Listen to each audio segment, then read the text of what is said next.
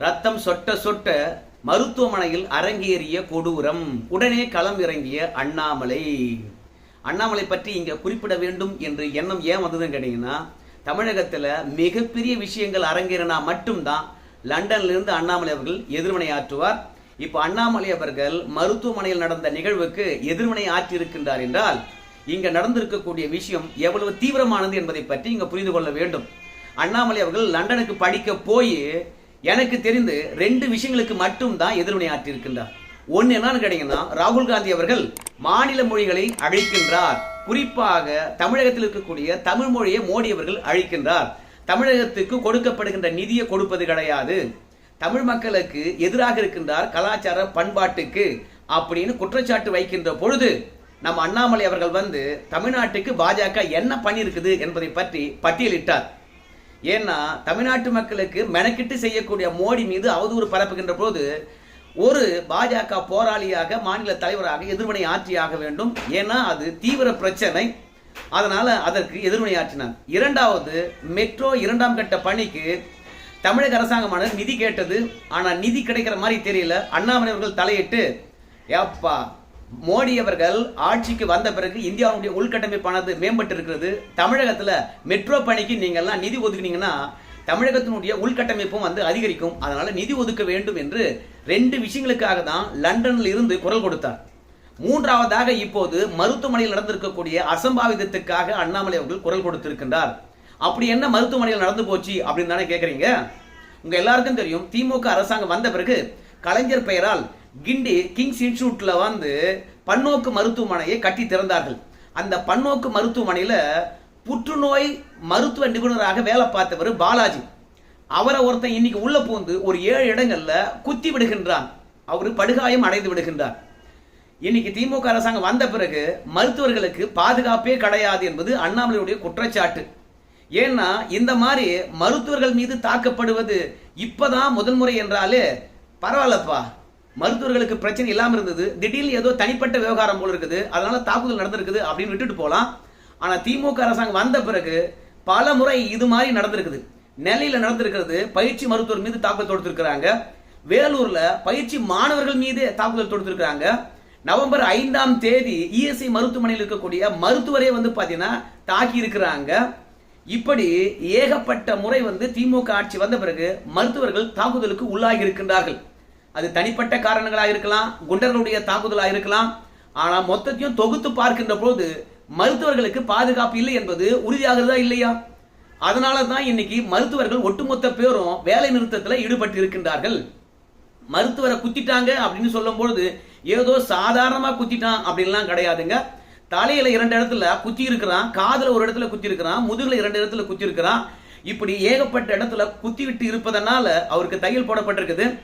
இந்த பாலாஜி மருத்துவரை பொறுத்த வரைக்கும் புற்றுநோய்க்கு மருத்துவம் அளிப்பதில் சிறந்த அனுபவம் பெற்றவராக இருந்திருக்கின்றாருங்க. ஆனா அவரையே ஒருத்தன் தாக்கி இருக்கின்றான் என்றால் அங்க பிரச்சனை அரசாங்கத்துடையதா இல்ல மருத்துவருடையதா இல்ல மருத்துவம் பார்க்க வந்தாங்களே அவங்களுடையதா என்று ஆராய வேண்டியதா இருக்குது. அதனால எதனால மருத்துவர் பாலாஜி அவர்களை விக்னேஷ் என்கின்றவன் 7 இடத்துல குத்தனா அப்படின்ற ஒரு பின்னணியை நாம பார்த்துடலாமா? விக்னேஷ் என்கின்றவன் வந்து கலைஞர் பன்னோக்கு மருத்துவமனைக்கு அவங்க தாயாரை அழைச்சிக்கிட்டு வரார்.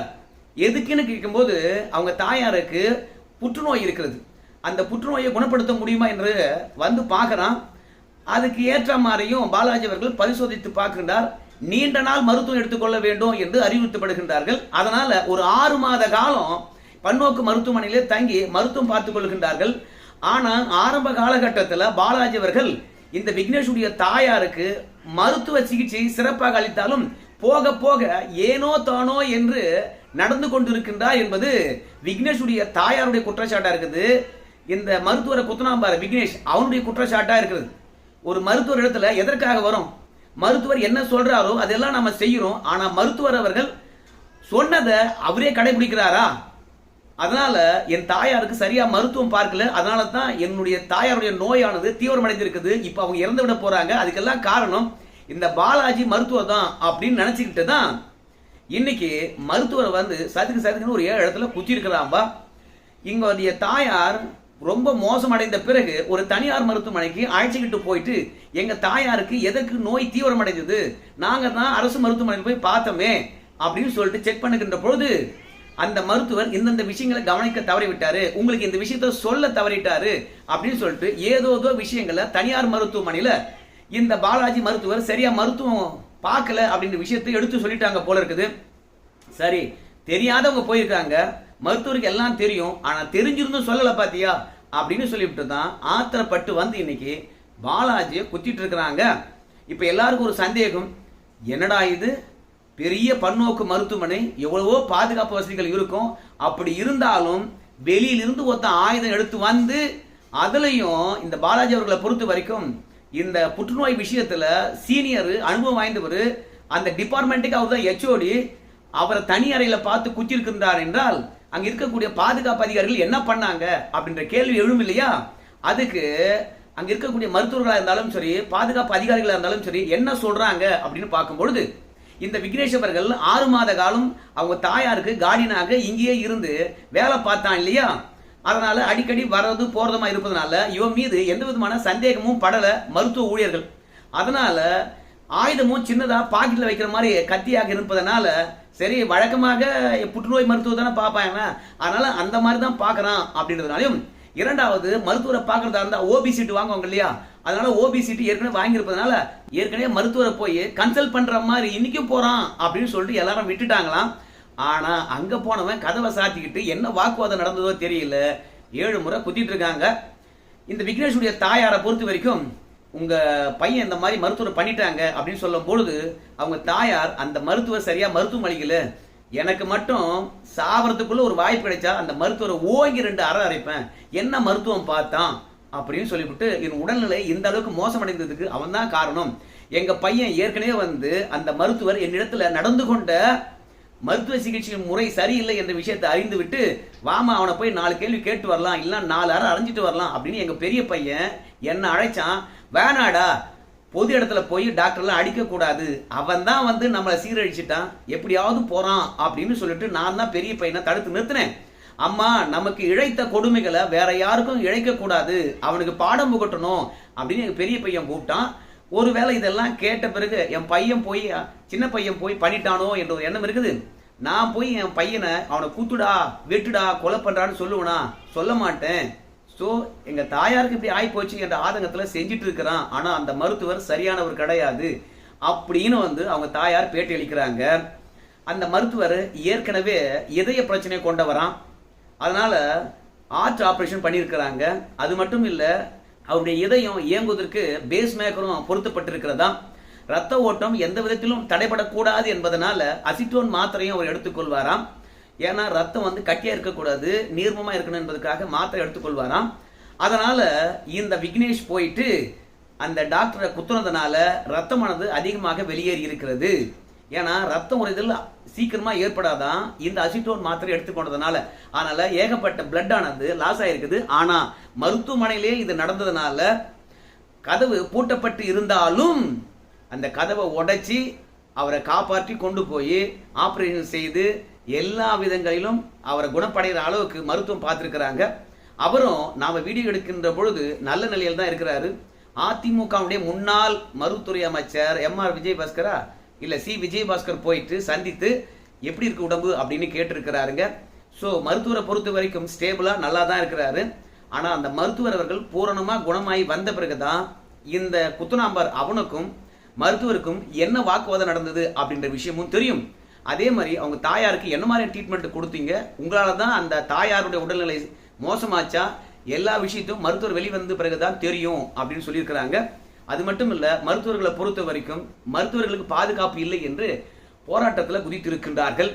அண்ணாமலை கண்டனம், எடப்பாடி பழனிசாமி கண்டனம், அன்புமணி ராமதாஸ் கண்டனம், தமிழக அரசியல் களத்தில் இருக்கக்கூடிய எல்லாருமே கண்டனத்தை தெரிவித்திருக்கின்றார்கள். நம்ம முதலமைச்சரை பொறுத்த வரைக்கும் மருத்துவமனையில இந்த மாதிரியான நிகழ்வு நடந்ததாக நான் கேள்விப்பட்டேன். உடனடியாக அவருக்கு உயர் சிகிச்சை அளிக்க வேண்டும் என்று கேட்டுக்கொண்டேன். அவருக்கு போதிய உயர் சிகிச்சையானது அளிக்கப்பட்டிருக்கிறது. அவங்க குடும்பத்தாரிடத்திலும் நான் ஆறுதல் சொல்லியிருக்கிறேன், எந்த பிரச்சனையும் ஆகாதுமா, மீண்டு வந்துடுவார் அப்படின்னு சொல்லியிருக்கிறேன். மருத்துவமனைகள்ல இந்த மாதிரி அசம்பாவிதம் நடப்பதை இந்த அரசாங்கம் ஒருபோதும் வேடிக்கை பார்க்காது. இரும்பு கரம் கொண்டு ஒடுக்குவோம். இந்த மாதிரி அசம்பாவிதம் நடக்காம இருப்பதற்கு நாம எல்லாரும் ஒன்று சேர்ந்து ஒத்துழைக்கணும் அப்படின்னு தமிழக முதலமைச்சர் கேட்டுக்கிட்டு, மருத்துவருடைய பாதுகாப்பு உறுதி செய்யப்படும், இனிமே இந்த மாதிரி பிரச்சனை எந்த மருத்துவமனையிலும் நடக்காது அப்படின்னு சொல்லிட்டு உறுதியளித்திருக்கின்றார். ஆனா இப்பதான் புதுசா ஏன் உள்ள போறவன் எதுக்கு போறான், என்னத்துக்கு போறான் அப்படின்னு வெளியில இருக்கிறவங்க கார்டு கூப்பிட்டு கேட்க மாட்டாங்களா? யார் ஒன்னாலும் போலாம், யார் ஒன்னாலும் வரலாமா? மருத்துவமனையில எல்லா இடத்திலும் சிசிடிவி கேமராக்கள் இருக்கிறதா அப்படின்ற கேள்வியும், மருத்துவர்களுக்கு என்ன போதிய பாதுகாப்பு அளித்திருக்கிறீங்க? காவல்துறை இங்க வராங்க, ஆனா அந்த காவல்துறைய கூட என்னப்பா பண்ணிட்டு இருக்க, இந்த மருத்துவமனையை ஒரு ரவுண்டு போயிட்டு வரக்கூடாதா அப்படின்னு சொல்லும் போது, அவங்களும் வயதானவர்களா இருக்கிறாங்க. அவங்க ஸ்பாட்ல வந்து நிக்கிறதோட சரி, யாரு என்ன போறாங்க, யார் வண்ணா வராங்க அப்படின்னு கண்டுகொள்வதே கிடையாது அப்படின்ற குற்றச்சாட்டை மருத்துவர்களே வைக்கிறாங்க. அதனால ஒரு எஃபிஷியன்டா இருக்கக்கூடிய காவல்துறை அதிகாரிகளை பாதுகாப்புக்கு போடுங்க. இரண்டாவது, போதிய மருத்துவர்கள் இல்ல, போதிய செவிலியர்கள் கிடையாது. 30 வருஷத்துக்கு முன்பாக ஒரு மருத்துவமனையில எவ்வளவு டாக்டர்கள் எவ்வளவு செவிலியர்கள் இருப்பாங்களோ அவ்வளவுதான் போட்டிருக்கிறாங்க. ஆனா அரசு மருத்துவமனையில இன்னைக்கு எவ்வளவு பேர் வராங்க? தனியார் மருத்துவமனைக்கு போய் பார்க்க முடியாது, விலை ஏறி போயிடுச்சு. அதனால அரசு மருத்துவமனைக்கு தான் நிறைய பேர் வருவாங்க. நீங்க பாருங்க, ஓபி சீட் வாங்குற இடத்துலயும் கூட்டம் இருக்கிறது, மருந்து வாங்குற இடத்துலயும் கூட்டம் இருக்கிறது அரசு மருத்துவமனையில. இப்படி எங்க பார்த்தாலும் கூட்டம் இருந்தா வருகின்ற நோயாளிகள் என்ன நினைப்பாங்க? அரசு மருத்துவமனைக்கு போனாவே பல மணி நேரம் காத்த வச்சிடறாங்க ஐயா, டாக்டர்கள் வேலை செய்யறது கிடையாதா என்று இயல்பான எண்ணம் வரும். அந்த இயல்பான எண்ணங்கள் தான் மருத்துவரை தாக்குறதுக்கான உந்துதலாக அமைந்து போய்விடுகிறது. நீங்க அதிக டாக்டர்களையும் அதிக செவிலியர்களையும் போட்டிருந்தீங்கன்னா இந்த பிரச்சனை கிடையாது. அதனால இனி டாக்டருடைய எண்ணிக்கையும் செவிலியர்களுடைய எண்ணிக்கையும் அதிகரிக்க வேண்டும் அப்படின்னு மருத்துவ சங்கமானது கேட்டுக்கொண்டிருக்கிறது. மருத்துவர்களுக்கு போதிய பாதுகாப்பு அளிக்கணும் அப்படின்னு கேட்டு இருக்காங்க. எமர்ஜென்சில எவனா வரலாம், எவனா போலாம் அப்படின்ற ஒரு எண்ணம் இருக்குது. எமர்ஜென்சிக்கு முன்பாக நின்று எங்கேயா போற, எங்கேயா வர அப்படின்னு கேட்பதுக்கு கூட ஒரு ஆள் இல்லை, அங்க ஒரு ஆளை போட சொல்லுங்க அப்படின்னு டாக்டர்கள் எங்கெல்லாம் மருத்துவர்களுக்கு பாதுகாப்பு அச்சுறுத்தல் இருக்குதோ அங்கெல்லாம் கண்டறிந்து இங்கெல்லாம் தமிழக அரசாங்கமானது பாதுகாப்பு உறுதி செய்யணும் அப்படின்னு கேட்டுக்கிட்டு இருக்கிறாங்க. மருத்துவர்களை பொறுத்த வரைக்கும் அவசர பிரிவு சிகிச்சை மட்டுமே நடக்கும். மற்ற பிரிவுகள் அத்தனையும் நாங்க தமிழக அரசாங்கத்திடமிருந்து உறுதி அளிப்பு வருகின்ற வரைக்கும் ஒருபோதும் நாங்க பணி செய்ய மாட்டோம் என்று பணி புறக்கணித்திருக்கின்றார்கள். இந்த மாதிரி அசம்பாவிதம் நடந்துவிட்ட பிறகு நம்முடைய மருத்துவத்துறை அமைச்சர் அவர்கள் வேகமாக வந்தாங்க, ஆய்வு செய்தாங்க. அங்க எதனால இந்த சம்பவம் நடந்தது என்பதை பற்றி தெளிவுபடுத்தினார்கள். அதற்கு பிறகு உதயநிதி ஸ்டாலின் அவர்கள் வந்தாங்க, மருத்துவரை பார்த்தாங்க, பிரச்சனை இல்லை என்று உறுதி செய்தார்கள். இனி மருத்துவர்களுக்கு எந்த பிரச்சனையும் இருக்காது என்பதை உறுதிப்படுத்தியிருக்கின்றார்கள். சோ உதயநிதி ஸ்டாலின் அவர்கள் வருகின்ற பொழுது மருத்துவர்கள் ஒட்டுமொத்தமாக ஆர்ப்பாட்டத்தில் ஈடுபட்டிருந்தார்கள்.